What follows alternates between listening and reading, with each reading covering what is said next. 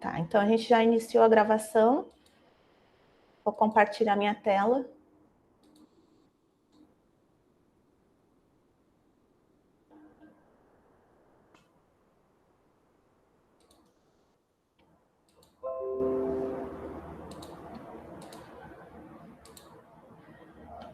Tá, vamos lá. Então, a minha ideia hoje é falar um pouquinho sobre subgrupos. A gente já viu na outra aula o que era um grupo, que ele é um conjunto munido de uma operação, e que essa operação ela é associativa, ela tem neutro e tem inverso. Então, agora, um subgrupo, ele é um subconjunto de um grupo, que também é um grupo. Então, aqui a gente define subgrupo primeiro como um conjunto não vazio, tá? Então, ele é um conjunto não vazio do grupo G, que satisfaz as seguintes condições, que são as condições de grupo. Então, para quaisquer dois elementos dentro do H, o produto desses dois elementos também tem que cair dentro do H, que é o que a gente chama de ser fechado para a operação. A segunda condição é a associatividade. Então, aqui, quando a gente pega 3 elementos dentro do H, eu posso fazer a associatividade assim. Primeiro faço o H2 com H3 e depois opero com H1. Ou primeiro eu faço o H1 com H2 e depois opero com H3. Isso é associatividade. Professora, essa operação pontinho, ela é a multiplicação usual ou ela é uma operação qualquer? Ela é uma operação qualquer do grupo, tá? Tá, entendi. Eu estou supondo que eu deveria ter falado antes, né? Essa operação pontinha ela é a operação do grupo e o subgrupo tem que ser com a mesma operação do grupo, tá? Eu deveria ter falado mesmo. Obrigado. E, bem, aí a outra condição é a existência do neutro. Tem que ter um neutro dentro do H, tal que, quando a gente opera pela esquerda e pela direita, isso tem que dar o próprio elemento, né? O neutro, ele age e não faz nada. E a última condição é a condição do inverso. Tem que existir um elementinho que, quando a gente opera pela esquerda e pela direita, tem que dar um neutro do subgrupo, né? Do H. E aí a gente usa essa notação aqui para subgrupo. Quando vocês virem esse símbolo aqui de menor, significa H subgrupo de G. Mas assim, gente, tem algumas observações a respeito da definição de subgrupo, tá? Primeiro, a igualdade I daquela definição, que é a associatividade, ela é sempre satisfeita, porque essa operação aqui é a operação do grupo, e o grupo é associativo. Então, em particular, esses elementinhos aqui são elementos de G, então eles vão sempre associar. Essa condição aqui sempre vale. Outra observação é a respeito do neutro. Esse neutro do H tem que ser o neutro do grupo. Por quê? Porque assim, o H, ele é, em particular, um grupo. Então, se eu substituir aqui o neutro de H pelo neutro de G, o neutro do grupo, ele vai satisfazer as mesmas condições. O neutro do G, se tu opera com H pela esquerda e pela direita, também dá o H. E dentro de um grupo, o neutro é único. A gente tem a unicidade do neutro, que é o que a gente provou lá na aula passada. Então, pela unicidade do neutro, o E de H tem que ser o E de G. Então, este neutro de H é o neutro do grupo. E essa observação também vale para o inverso. A gente mostrou também que o inverso é único dentro de um grupo.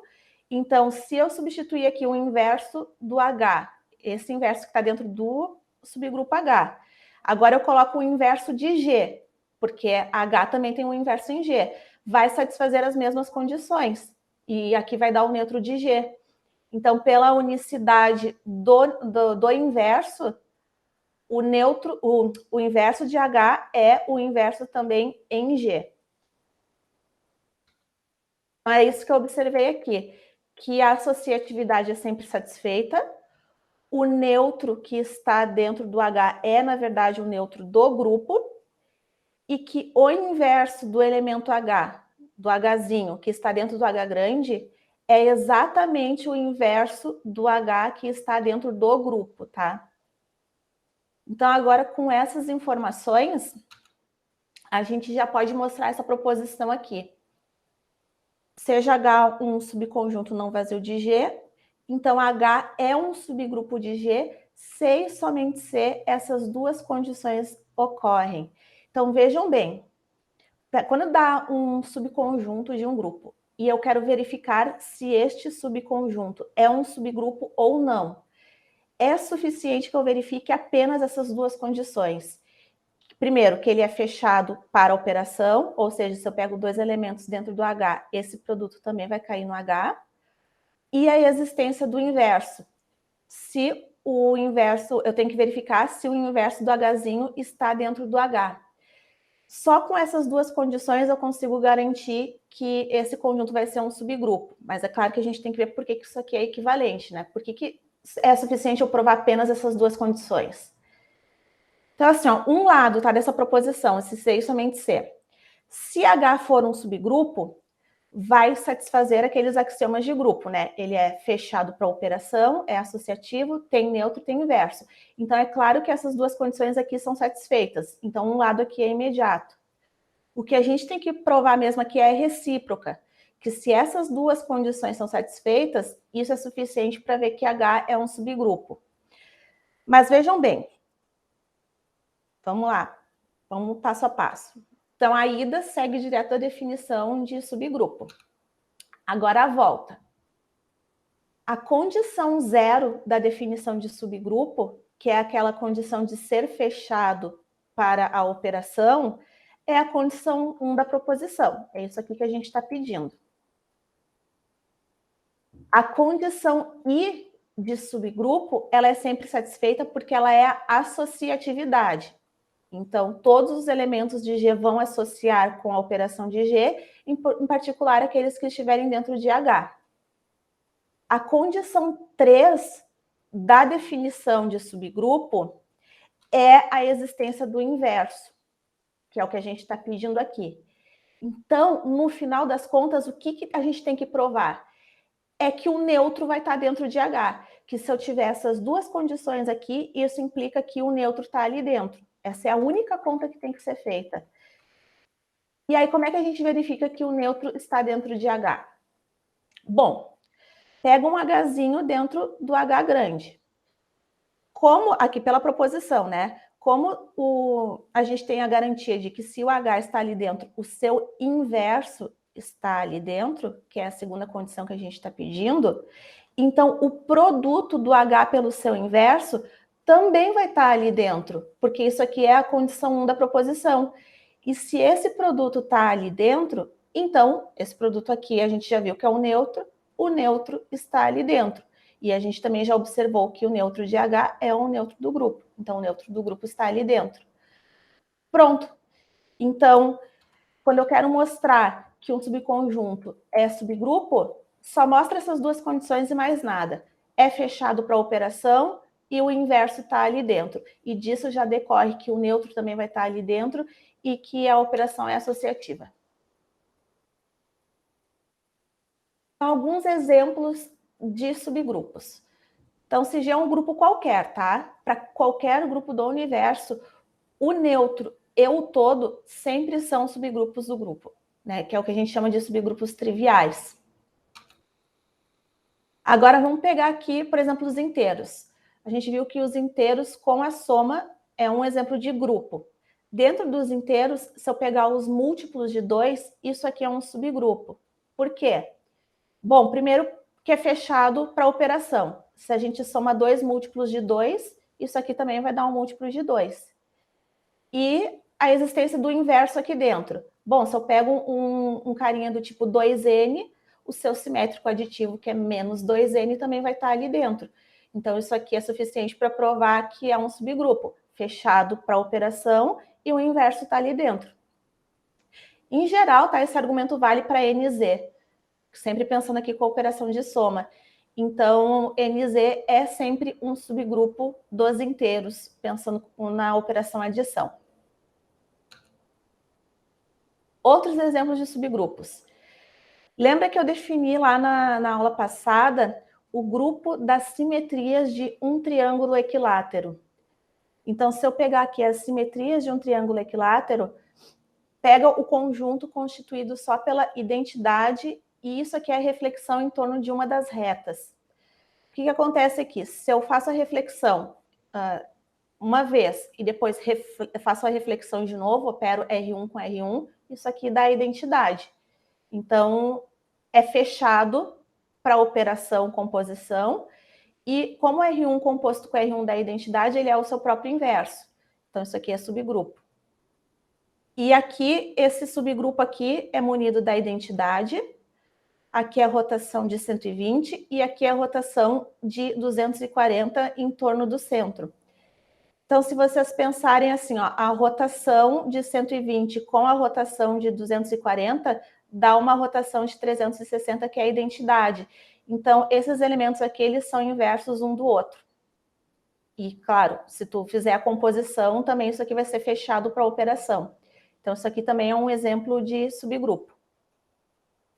Tem outros, tá? Também, se a gente pegar aqui, na verdade, troca o R1 por R2, o R3, isso aqui também vai dar subgrupos. É o que a gente chama de ordem 2. A 2 é a quantidade, a ordem é a quantidade de elementos que tem dentro do grupo ou do subgrupo. E outro exemplo também é pegando o diedral D4, que são as simetrias de um quadrado.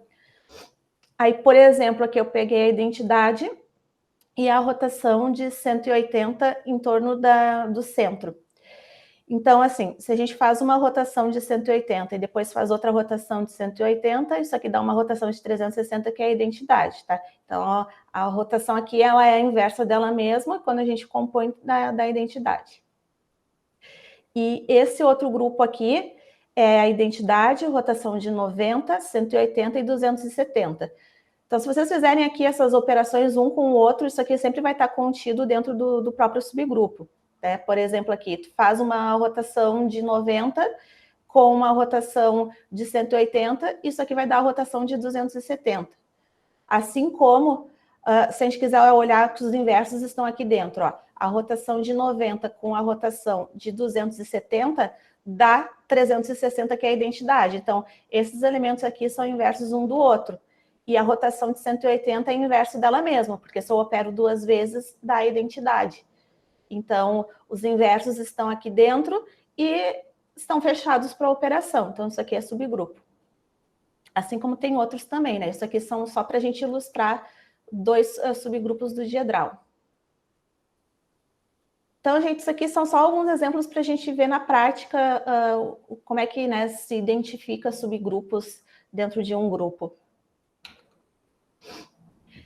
Agora eu vou falar um pouquinho dos subgrupos dos inteiros com a adição. Então, eu já falei para vocês antes que quando a gente pega os múltiplos de n, né, com a operação adição, isso aqui é um subgrupo dos inteiros. Então, eu quero mostrar que, na verdade, os únicos subgrupos dos inteiros com adição são esses aqui, da forma NZ. Então, seja H um subgrupo de G, e aqui G eu vou tomar como os inteiros, tá? Se o H tiver só o zero é o neutro da adição, tá? Então, ele é o neutro do grupo aqui. Então, se o H for só o neutro, então eu tomo H como sendo 0 vezes Z. Pronto, ele é da forma NZ. Então, eu vou supor que o H agora é diferente de zero. Ele tem mais elementos aqui além do neutro. Então, como esse subgrupo H tem mais elementos, eu vou olhar para os elementos que estão aqui dentro, que são inteiros, e vou pegar o menor inteiro positivo que está ali dentro. Aí vocês podem pensar, mas será que esse subgrupo poderia ter somente números negativos? Não, não pode, né? Porque subgrupo, o simétrico aditivo vai ter que estar ali dentro. Então, se tem menos n, o n tem que estar ali dentro. Pela definição de subgrupo, o simétrico aditivo tem que estar ali dentro. Então, tem que ter pelo menos um positivo aqui, já que eu estou supondo que ele não é só o neutro. E eu vou pegar o menor. Então, fixa n como sendo o menor positivo dentro do H. Agora, se o n está dentro do H e o H é fechado, porque ele é subgrupo, né? Então, ele é fechado para a operação, então o n mais n vai estar ali dentro, que é o 2n. Assim como o n mais n mais n mais n, que é igual a s vezes n, também vai cair ali dentro. Por ser subgrupo, Se o N está ali dentro, o seu simétrico também tem que estar. E assim como se eu somar aqui T vezes esse simétrico, isso aqui também vai ter que estar dentro do H. E com isso eu consigo concluir que o NZ está contido em H. E agora o que eu quero mostrar é a recíproca. Tá? Eu já sei então que qualquer subgrupo dos inteiros aditivo ele contém o NZ. Agora eu quero pegar um elementinho que está aqui dentro do H e ver que ele está dentro do NZ, a inclusão contrária. Então, por outro lado, tome um Hzinho dentro do H. Aí eu vou usar o algoritmo de divisão, tá? O algoritmo euclidiano. Então, pelo algoritmo euclidiano, existem elementos Q e R inteiros, tais que o H é igual ao Qn mais R, onde esse resto aqui ele é estritamente menor do que N, e pode, né, entre 0 e o N. Aí eu vou usar de novo a hipótese que H é subgrupo. Como o N está ali dentro, então o N mais N mais N, Q vezes, também vai estar ali dentro. Então, Qn está ali dentro. Só um pouquinho, a gente está chegando alguém aqui.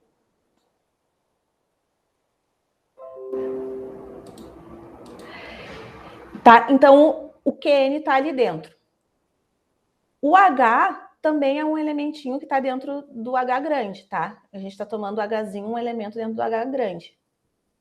Então, o R, eu posso escrever ele como, só passando aqui, ó, o Qn, ou somando com o simétrico de Qn pelos dois lados, eu posso escrever o R como sendo menos Qn mais H. Esse elementinho aqui está dentro do H, o Hzinho está dentro do H, como H é subgrupo e é fechado para operação, então isso tudo aqui está dentro do H, portanto o R pertence a H. Então, olha só, o R, ele é um elementinho que está dentro do H, e ele é um cara que está entre 0 e N, sendo estritamente menor do que N. Ou seja, ele é um valor positivo, né? Bom, positivo exceto se ele for 0, né? Que é estritamente menor do que N. Só que o N a gente tomou como sendo o menor inteiro positivo dentro do H. Então, isso aqui só acontece se o R for 0. Só que se o R for 0, esse H que eu tomei inicialmente lá dentro do H grande, ele é da forma Qn, que está dentro de NZ, porque esse Q aqui ele é um inteiro. Então, a gente mostrou a inclusão contrária e, portanto, o H é igual a NZ. Conclusão, todos os subgrupos de Z com a operação de adição são da forma NZ. Então, a gente aqui já fizemos uma classificação dos subgrupos dos inteiros. Agora, com a operação adição, né? Já sabemos todos os subgrupos possíveis dos inteiros. Vamos falar agora de subgrupo gerado por um conjunto. Então, aqui eu vou primeiro, nesse slide, fixar a notação. G é um grupo, tá? O H e o K são subconjuntos de G que não precisam necessariamente ser subgrupos. São apenas dois subconjuntos não vazios de G. Então, eu vou fixar a notação HK como sendo os elementos de H vezes os elementos de K. Essa operação, eu fiz aqui uma concatenação, tá? Mas essa operação entre o H e K é a operação de G. Então, aqui eu estou fazendo o Hzinho percorrer todos os Hs, os elementos de H grande, e os Kzinhos, todos percorrendo os elementos do K grande. E aí eu estou tomando esse conjunto aqui. Isso aqui, pessoal, não precisa ser subgrupo, mesmo quando o H e o K forem subgrupos. Aí eu vou deixar como exercício para vocês acharem um exemplo. Pode pegar os grupos que a gente já viu em aula, e ali vocês vão conseguir achar um exemplo em que a gente pega o produto de dois subgrupos e isso aqui não precisa dar subgrupo.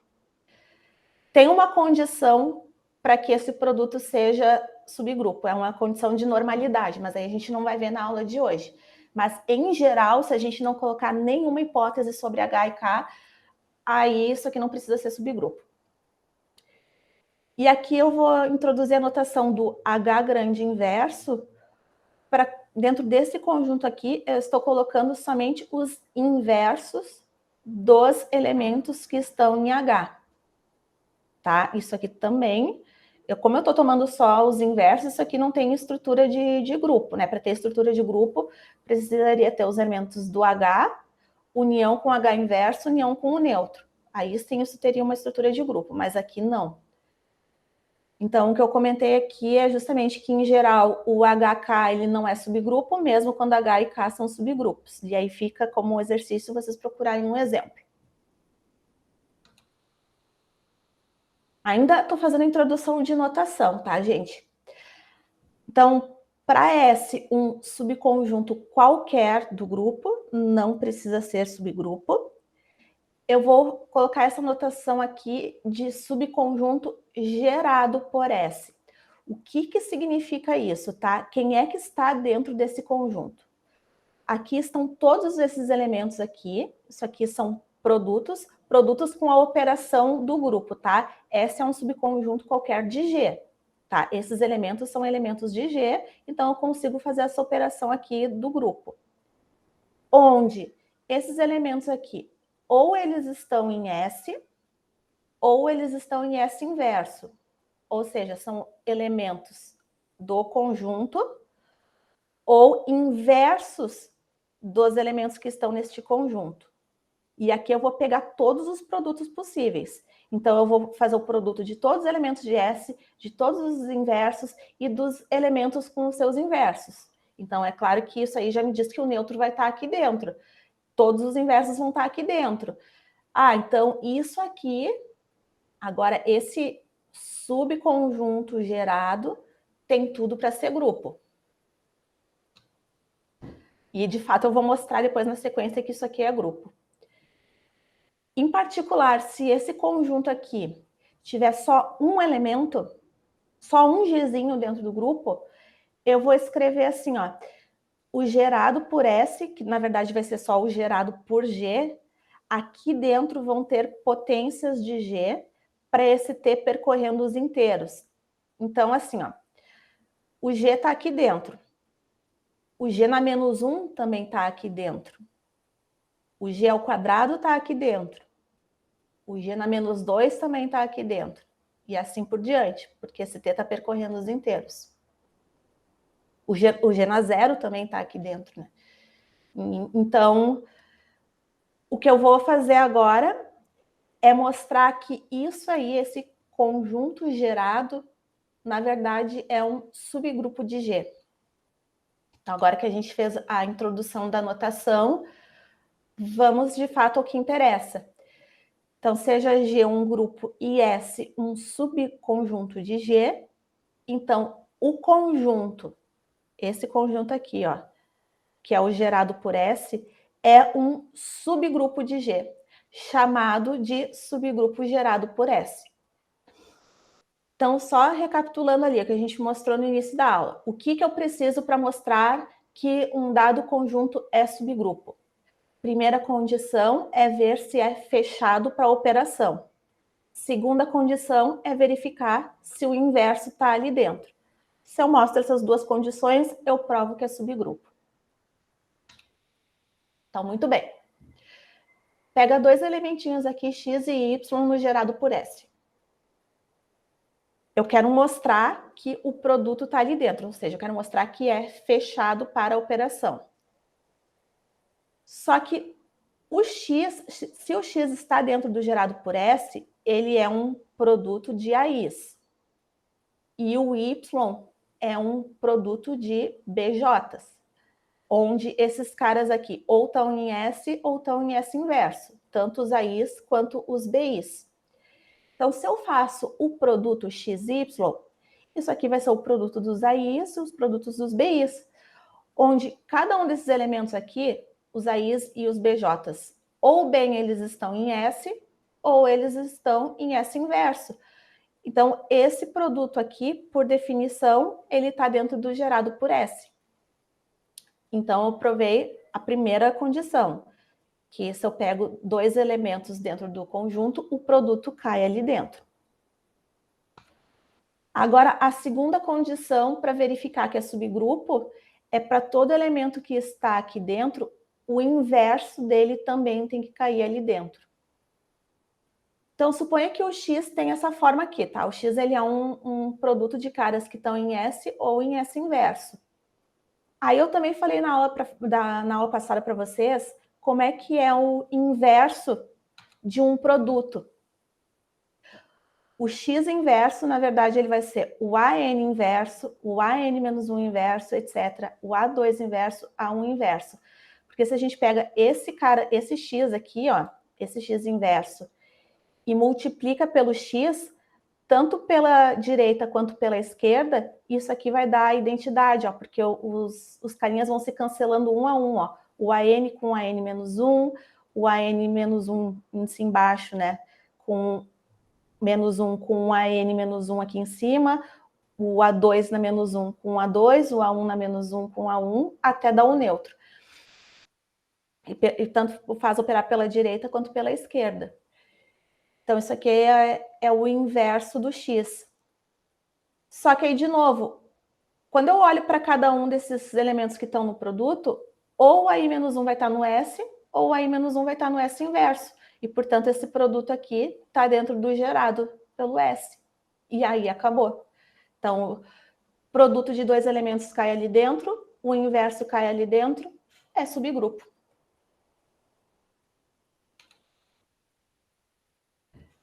Então, agora a gente vai, em cima desse conceito de subconjunto gerado, vamos desenvolver mais um pouco de teoria.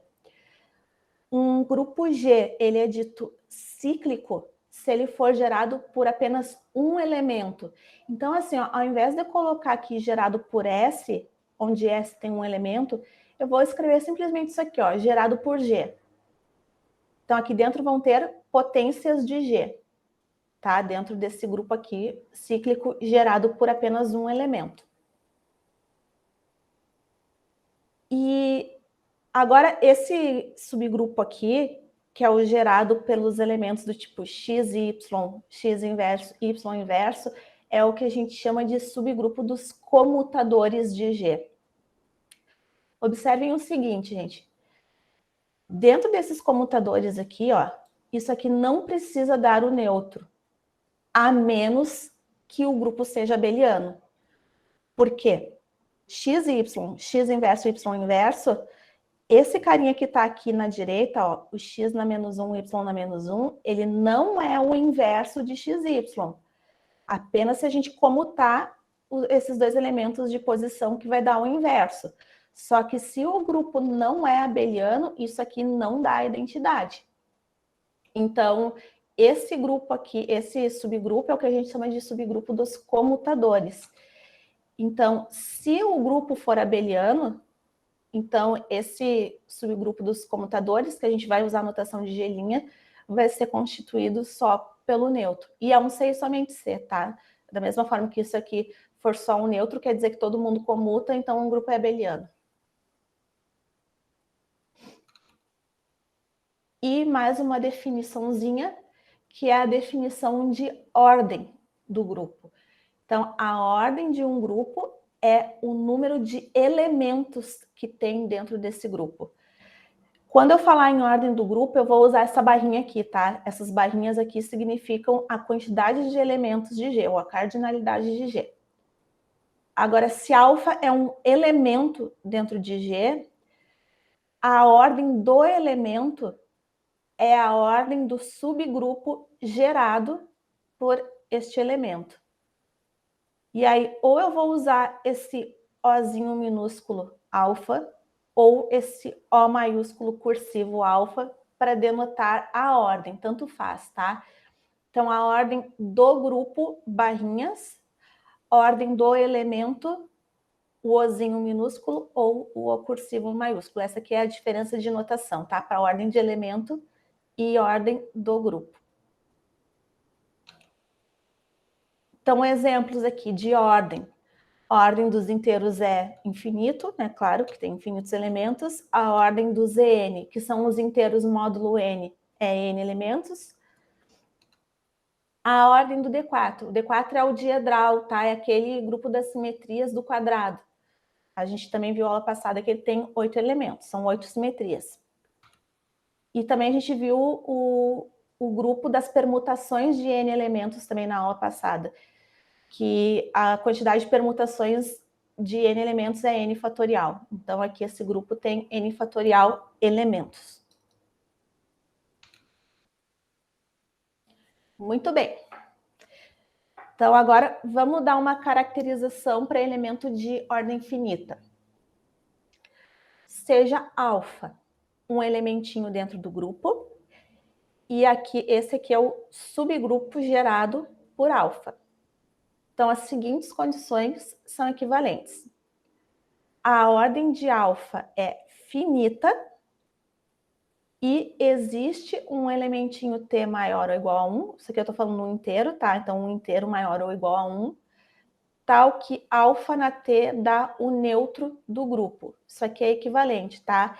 E nesse caso, sendo N a ordem do elemento alfa, né? Sendo ela finita, a gente tem que o gerado por alfa é exatamente esse conjunto aqui, ó. Esses carinhas aqui são todos distintos e vai até o n-1. A partir do alfa na n, já dá o neutro e as potências começam a se repetir. Então, na verdade, a ordem do elemento é o menor carinha aqui, pensando maior ou igual a 1, tal que o alfa elevado a esse elemento dá um neutro do grupo. Então, primeiro, tá, gente, se o único elemento que tem ordem 1 é um neutro do grupo, tá? Porque daí alfa na 1 igual a E significa que alfa é igual a E. Então, daqui a gente já pode tirar que o único elemento de um grupo que tem ordem 1 é o neutro. Vamos provar, então, essa proposição, tá? Vamos provar que essas duas coisas aqui são equivalentes. Então, primeiro, tá? Vou partir aqui que a ordem de alfa é finita e eu quero mostrar que existe um T tal que alfa na T é igual a E. Então, aqui, por definição, o gerado por alfa são potências de alfa para M percorrendo os inteiros. E eu estou supondo que isso aqui é finito. Então, vai existir dois inteiros P e Q distintos, de forma que alfa na P seja igual a alfa na Q. Porque esse conjunto aqui ele é finito. Se isso aqui fosse sempre distinto, esse conjunto aqui seria infinito. Então, tem aí um parzinho de P e Q, tal que o alfa na P é igual a alfa na Q. E sem perda de generalidade, vamos supor que o P seja maior do que Q. Aí, alfa na P igual a alfa na Q implica que alfa na P menos Q é igual ao neutro. Porque aqui eu estou supondo, sem perda de generalidade, o P maior do que Q, o P estritamente maior do que Q, né, já que eles são distintos. Então, isso aqui vai ser maior ou igual a 1. Isso aqui não tem perigo de ser zero. E nem negativo por causa que eu estou supondo isso aqui. Então, esse aqui vai ser o Tzinho que eu estou procurando. Alfa na P menos Q igual a E. Então, um lado foi. Agora, o outro lado. Só lembrando, tá?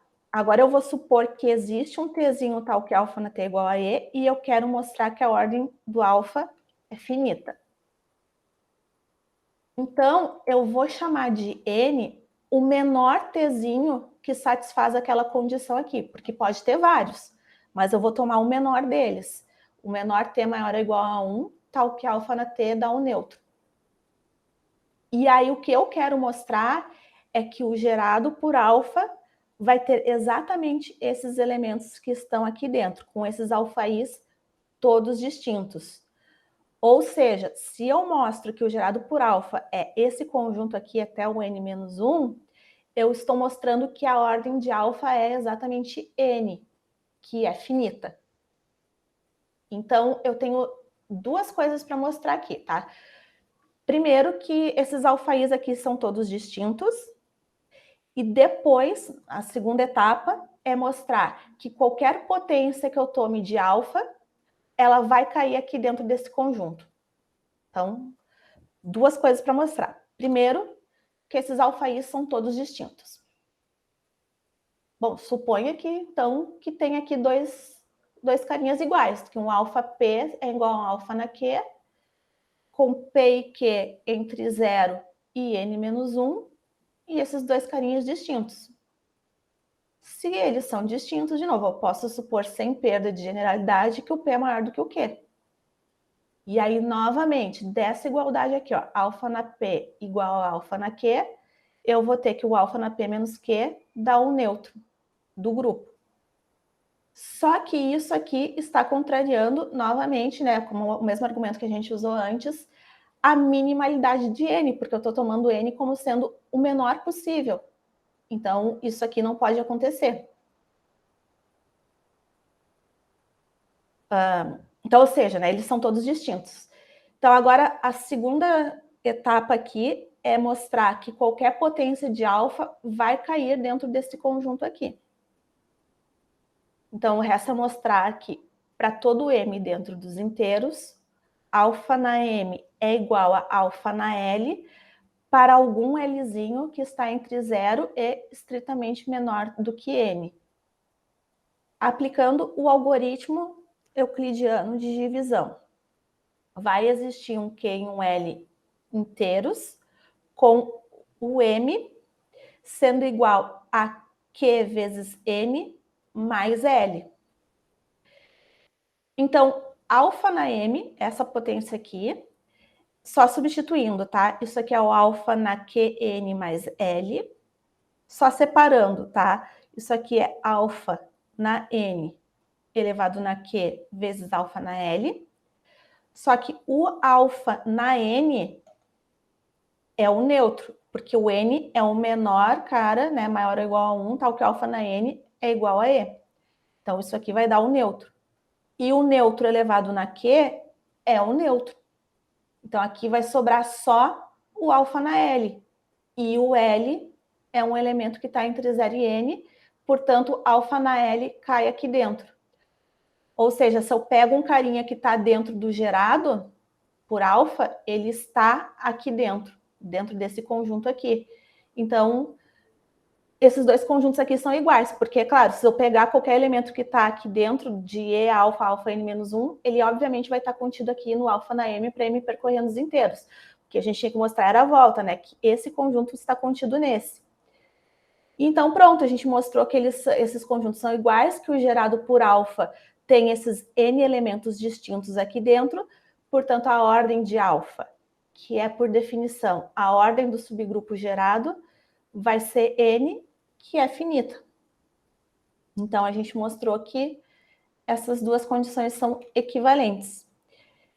E aí, bom, esse aí é o último resultado que eu tenho para provar sobre subgrupos, e depois eu vou usar, isso a gente acaba usando, tá, pessoal, para vocês gravarem. O que vai interessar para nós na sequência? É isso aqui, ó. Quando aparecer um elemento de ordem finita, o gerado por esse elemento vai ser esse conjunto aqui, ó. Se a ordem for n, então aqui vai ser o neutro, o alfa, até o alfa n-1. É isso aqui que a gente vai usar depois bastante. E claro, e que quando vocês pensarem em ordem de elemento, é o menor carinha que tu vai elevar aqui, ó, o alfa na n, e isso vai dar o neutro do grupo. Tá, deixa eu voltar aqui para a tela, vou parar a minha apresentação, porque eu quero agora perguntar para vocês. Vocês ainda vão ter um tempo para absorver isso aí que eu falei, né? Vai estar gravado, depois vocês podem pegar, assistir de novo. Se alguma parte da demonstração não ficou clara, vocês vão poder assistir. Mas até o momento que vocês viram aqui, vocês têm alguma dúvida? Alguma coisa que vocês querem que eu repita? Alguma demonstração que ficou alguma coisinha meio confusa, definição? Vocês podem perguntar, gente, fiquem à vontade. Seguinte, tá gravando ainda, né? Mas vamos Sim. lá, de qualquer jeito. Eu tava dando uma olhadinha ali quando tu definiu a ordem de um elemento, é isso? Isso, perfeito. Podia voltar ali rapidinho só para eu poder ver enquanto eu falo? Sim. Tá, tu quer que eu compartilhe a tela de novo aqui? Sim. Se não for muito... Não. Tá. Eu vou voltar ali para definição da ordem. Vou botar em tela cheia aqui. Aqui, ó. Foi aqui que eu defini a ordem. Tá, então eu acho... então, perdão, eu acho que era o gerado, então, desculpa. Tá o gerado. Vamos lá. Aê. Aqui, Desculpa, tá. era no outro slide, então. É aí mesmo. Aqui. Putz. Tu quer ver a demonstração da proposição? Volta 2 slides. Desculpa, tá? Aí. Tá. Avanção. Este. Tá. Tá. Aham. Tá. Então, ali, tá. Eu entendi. É a operação do grupo, né? Este A1. Mas o que significa dizer que o AI ou pertence ao grupo ou pertence ao inverso do grupo? Por Tá. exemplo, mas tipo, isso não seria todos os elementos que existem no grupo? É que a questão é que o S não é grupo, ele é subconjunto. Então, o S, ele é um subconjunto que vai ter ali o... Vamos pensar assim dentro dos inteiros. Digamos que dentro dos inteiros tu pegue o subconjunto 1, 2, 3. Isso é apenas um subconjunto, isso não é um subgrupo. Só que ali dentro eu vou colocar os seus inversos. Eu vou colocar o -1, o -2, o -3. Isso seriam os inversos aqui, tu entendeu? Tá. Isso aqui é só um subconjunto. Uhum. Não é necessariamente um subgrupo. Então, aqui eu coloquei o 1, o 2 e o 3. Aí aqui está o -1, o -2 e o -3. Quem é que está dentro do gerado por S? Bom, aí aqui vai estar o -1 com o -1, o -1 com o +1, o -1 com +2, o -1 com +3. Eu vou fazer todas as operações possíveis. Claro que no final, esse exemplo que eu peguei vai dar todos os inteiros. Mas o que eu estou fazendo aqui é operar todas as possibilidades entre elementos de S com elementos do seu inverso. Tá, entendi. Tá bom. Obrigado. De nada. Então, antes de eu fechar a tela, gente, mais alguém quer perguntar alguma coisa dos slides? Tá, então eu vou fechar aqui.